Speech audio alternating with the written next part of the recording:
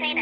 装上来去起火，有一个员工在里面，起火了之后就来了2个师傅，我的员工都给他讲了，这个空调你做检测可以，但是你不能够把它拿走。那个师傅说我不拿走，我只检测一下。后来我员工就做事去了，没有经过我的同意下就把这台空调就拿到厂家去说去检测了。我说你的检测结果出来没有？他没有说自己的问题，反而说是我线路的问题。